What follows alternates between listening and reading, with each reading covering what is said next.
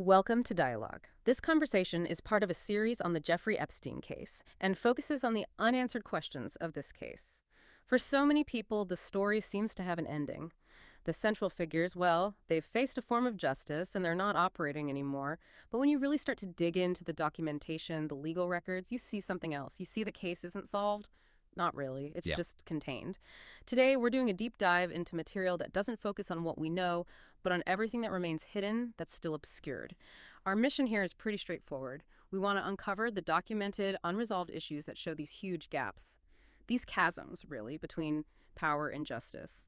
We're here to look at why the whole architecture that supported this operation is, for the most part, still standing. And that framing is so important. We're moving past the crime itself and into the systems that allowed it, the systems that protected it. When we talk about unanswered questions, we're not getting into speculation. We're looking at the official record, at the points where investigations just stopped, where key documents were sealed, where accountability was actively shut down. We have to look at the structure itself. How did this framework survive? And maybe more importantly, why is it still being protected years after the world found out? We're really treating this as a barometer for how power actually works today. Okay, so let's start at the very beginning, with the engine that drove this whole machine, the money. Before we can even touch the legal side or the network of associates, we have to look at the fuel for the operation. For anyone who's followed this, the first question is always the same. How did Jeffrey Epstein get so wealthy? I mean, where did that enormous amount of money come from? It's the central paradox of the entire story. He wasn't some titan of industry. He didn't inherit a fortune. He started as a math teacher. And then, almost overnight, he's managing billions for the world's most powerful people. The complete lack of clarity on how he built that fortune, it suggests something much more organized than just one guy being a financial whiz. The amount of wealth we're talking about, the private jet, the island properties all over the world, that requires a flow of capital from a source that has never, ever been fully explained. And when you look at the documents we do have, his firms, like Financial Trust Company, they operated outside of normal scrutiny, didn't they? They weren't like a regular hedge fund. Exactly. The whole structure was designed for opacity. It was built to be a black box. So what does that imply, the fact that the origins of his money were so well hidden? It implies that the money isn't just a detail. It is the key. It's the key to understanding the scope, the intent, and the survivability of this whole network.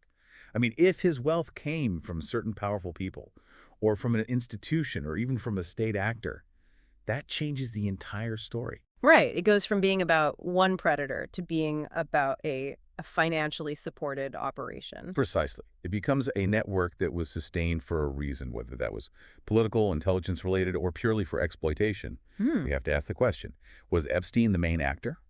Or was he more of a high-level manager for other people who needed absolute secrecy for their finances and their other activities? If you find the source of the capital, you find the people who had the most to lose. And that's why the money trail is everything. But the argument you sometimes hear is that, international finance is just messy. It's complicated to trace money, even without any criminal intent.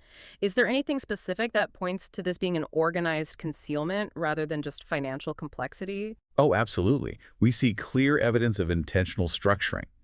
The use of shell companies and tax havens, transactions routed through obscure entities. The money moved so fast and through so many layers that it made legal discovery almost impossible. Investigators look for patterns. His financial life seems to have been engineered specifically to break those patterns. That suggests he had expert help. That kind of financial fortress isn't something a former math teacher just built on his own. So the opacity itself was a defense mechanism. Yes. A very effective one. Okay, so let's pivot from the money to the official response. Or maybe the lack of a response. If this operation was so well funded and ran for decades across multiple countries, why were so many investigations delayed or just completely shut down? This is where you see systemic failure in its purest form. The issue is never a lack of information. We know from the record that victims were coming forward for years, for decades. The real question is why the official systems, law enforcement, the courts, even powerful universities he partnered with, why did they all show this deep reluctance to act? I mean, think about the 2007 case in Florida. The prosecution was basically shut down. It ended with that non-prosecution agreement that sealed away all the details and guaranteed almost no accountability. That wasn't just a delay. That was a choice a decision that allowed the operation to keep going for another decade. The human cost of that is just immense. And the counterargument to that is always complexity, that these cases are hard to prosecute, they cross borders, they involve powerful people. What in the record suggests it was more than just difficulty, that there was an intentional decision to pull back. That's the critical distinction, isn't it? Procedural complexity causes delays, sure, but intentional curtailment is different. We see that in the non-prosecution agreements. We see it in certain lines of inquiry being suddenly dropped. We see it in the documented decision not to interview or subpoena certain very powerful, very connected people. Documents show that when a trail got too close to certain figures, investigators would just pull back. That's not complexity. That is an institutional choice. And it's driven by influence. A choice that meant victims were ignored over and over again. Exactly. When you see investigations repeatedly minimized, it shows you what the institutional priorities were. And they weren't with the victims. It was a failure of will, not a failure of intelligence. The criminality was known. The choice was to contain the problem, not to expose it. And that allowed it to grow, precisely because of the power of the people involved. This leads right into the next big unanswered question. The full list of associates. I mean, for a network like this to function, there had to be recruiters, staff, facilitators, a whole organization. Why has that full list never really come to light? Because the full list is the map. It's the architectural diagram of the whole thing. The fact that a complete unredacted list isn't public knowledge, and more importantly, that we haven't seen widespread investigations into the dozens of names from testimony, that's not an accident. That points to an active, ongoing effort of containment. If you reveal the full list, it's politically and financially explosive, not just for the names on it, but for the institutions they belong to. So that missing list, it's more than just names. It's the org chart of the network. It's the key to who enabled it, who benefited from it, and who, right now, still needs protection from being exposed. The system successfully boiled the whole thing down to two main figures, making the rest of the map, basically irrelevant to the bottom of the story. And that structural protection brings us right to the next layer of this, the legal barriers. We're moving from the initial failures to the actual mechanisms that are still keeping the truth hidden, the legal veil of opacity. Even now, so much of this case is hidden behind sealed records, redacted files, legal agreements, all designed to protect people. It is a textbook example of legal tools being used for secrecy. We're talking about thousands and thousands of pages that are still sealed. These aren't just minor files. This is the core evidence. This is the material that would move the case from being about a few criminals to being about a systemic breakdown of elite power. Let's break down exactly what's being withheld, because the type of material is so important. Let's start with the sworn testimony, the depositions. Why are they so critical? The depositions are everything. They're sworn, on-the-record testimony from victims, staff, and maybe even some of the associates. They are the most detailed first-hand accounts of how this conspiracy actually worked, who did what, when. Sealing them effectively blinds the public. It also blinds any other legal body that might want to investigate. If you hide the sworn testimony, you hide the entire foundation for any broader prosecution. Then you've got the physical evidence of who was where, the flight manifests. The flight manifests they're irrefutable. They connect a specific name to a specific date and a specific place, usually the private island or another property where abuse happened. Knowing who traveled with him and when gives you objective proof of association. So sealing those doesn't just protect the passengers. It protects everyone who made the flights happen. It proves coordinated movement, which is a key part of proving a conspiracy. What about the communications, the emails, the texts? That's the evidence of intent. The correspondence would show the planning, the coordination, the instructions given to staff and recruiters. It would prove this was a complex, organized conspiracy, not just a series of random acts. If you can't see the operational instructions, you can never fully reconstruct the crime. And tying back to where we started, the financial records, without those, the whole foundation is a mystery. A complete mystery. Tracing the money is the only way to find out who the funders were, who benefited financially. The records would show who paid for what, who received money. The scale of the transactions would be damning, but more importantly, you'd see the identities of anyone else providing the capital. Without those records, the funders remain safe in the shadows. And maybe the most significant for the public? The names of the John Does, people whose identities are actively protected by the court. We usually hear that term used to protect victims, but here it seems to be doing the opposite. It's doing exactly the opposite. Sources confirm that many of these John Does are powerful individuals named in testimony as participants or facilitators, but their identities are shielded by protective orders. The court cites privacy or ongoing investigations that never seem to conclude. This legal protection is a proactive shield for people who are involved. And if the intermediaries, the recruiters, the staff remain anonymous, you can never map out the true breadth of the network. So you have the official legal reason for sealing all this, privacy protecting ongoing investigations. It sounds reasonable on the surface. But what's the actual result of using these mechanisms? The result is total opacity. That's the bottom line. It fundamentally obstructs any chance of a full public accounting of what happened.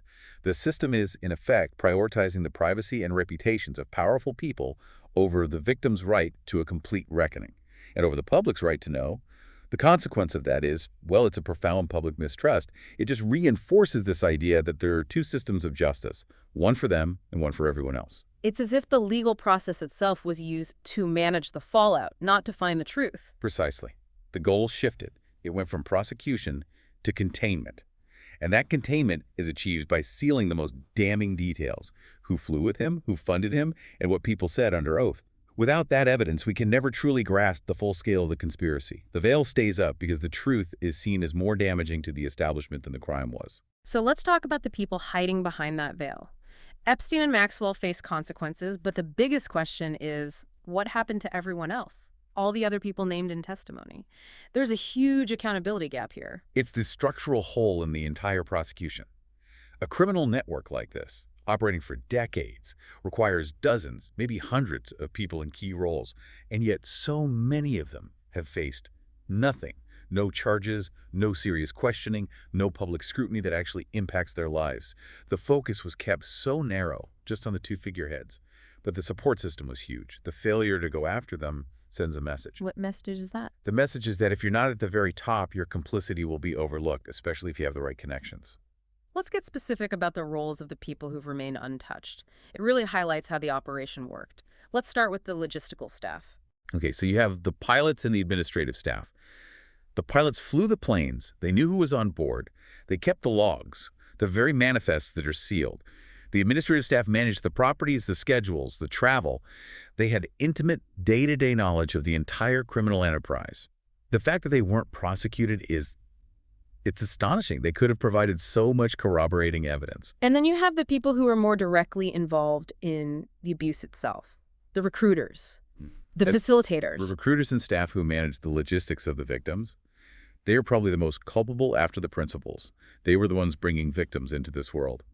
For them to remain uncharged, it suggests a deep unwillingness by prosecutors to treat this as a broad conspiracy. They were essential cogs in the machine. Letting them go free means the full scope of the crime can never be proven in court. And finally, that wider circle. People who went to the parties, who facilitated the travel, even if they claim they were just guests. The people who attended gatherings at his residences, at the very least, they were witnesses. At worst, they were lending their credibility and status to an environment built for abuse. Their presence helped normalize it. And even more critical are the ones who facilitated cross-border movement. People who helped with logistics or used their status to ease travel. They're the ones who allowed the network to go global and escape any single country's laws. And the most chilling part of this is that many of these people are still working. They're still active in finance, law, aviation. It feels like the system just gave them a pass. It speaks to the limited nature of the consequences, doesn't it? For someone to be that deeply involved in criminal operation and then just resume their career, maybe a bit more quietly, it shows a systemic decision was made. Society, through its legal systems, decided that their involvement was either secondary or just too politically messy to fully expose. The complexity of all this is then magnified by the fact that it was a global network. That international dimension seems almost designed to complicate accountability. It was, absolutely. The whole operation was a masterclass in exploiting legal loopholes between countries. His connections weren't just in the U.S. They were in the UK, France, the Middle East, and of course, the Caribbean. And that's where the law becomes a shield. The simple fact is that different jurisdictions have completely different legal standards. So what's a crime in one country might not be in another, or it's harder to prove. Exactly. What counts as aiding and abetting in the U.S. might have a much higher bar for proof somewhere in Europe. And then you have different statutes of limitation. If a country has a short window for prosecution, the network just moves its activities until the clock runs out somewhere else. It effectively neutralizes any investigation. And the offshore accounts and companies must have been critical for protecting not just the money, but the people. It was crucial. Using offshore entities, especially in the Caribbean, did two things. It hid the money, as we talked about, but it also hid the identities of his associates. Trying to get cooperation between US, UK, and Caribbean authorities on a complex financial crime is already incredibly difficult. You add the politically sensitive names involved, and that cooperation can just fall apart.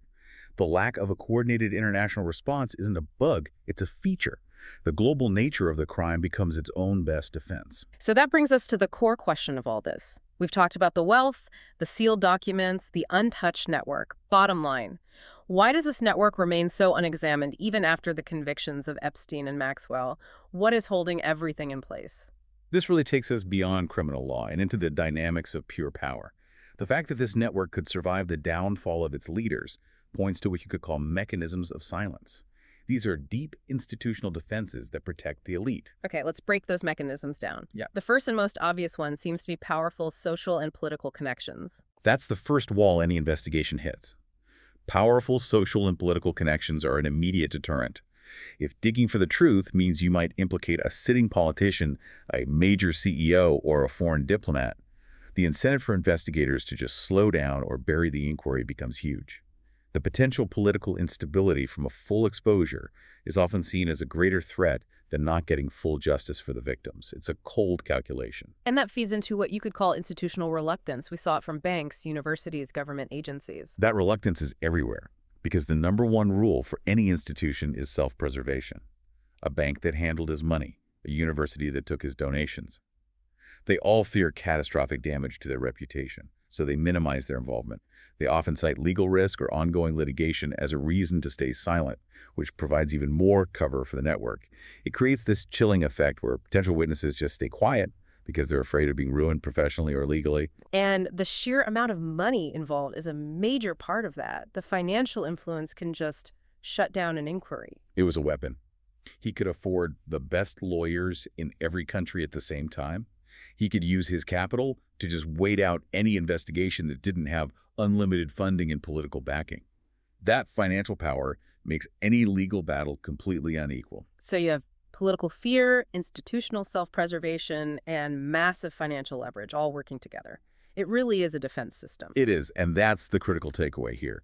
The network was engineered to protect itself, not just from police, but from public scrutiny. It was a sophisticated system of mutual protection, where exposing any one powerful person threatens the entire structure. And that defense mechanism is still fully operational today. It's still working. This case, then, it really reveals something much deeper about how power works, doesn't it? Especially when a crime involves the highest levels of society. It really does. Yeah. Because the lack of transparency here, it's not just causing mistrust. It's revealing a fundamental truth. Systems of power are often built to shield themselves and maintain the status quo. They're not always built to expose the full, uncomfortable reality. Protecting the network becomes more important than anything else because the network is integrated into the system itself, the financial system, the political system. What we've seen is an exercise in damage control at the highest possible level. So these questions, the mysterious wealth, the thousands of sealed documents, the uncharged global network, they aren't just loose ends, they are signs of a system that is actively resisting a full public accounting. That is the only logical conclusion you can draw from the evidence we have. The Epstein case is not closed, it's simply unfinished. And in many ways, it seems intentionally unfinished. Until those thousands of sealed pages are released, until the source of the money is traced, and until the facilitators who enabled this for decades face justice, the shadow of this network isn't going anywhere. The deepest truth here isn't about what the courts decided, it's about what they decided to keep hidden. We have navigated the crucial, unanswered questions that define the current state of this case, focusing squarely on the powerful systems that maintain secrecy and resist transparency, analyzing the methods used to contain the truth. If you enjoyed this conversation, please like, subscribe, and share this video. Also, let us know in the comments what really stood out to you in this conversation and if there's any related topic or new topic that you would like covered in a future video.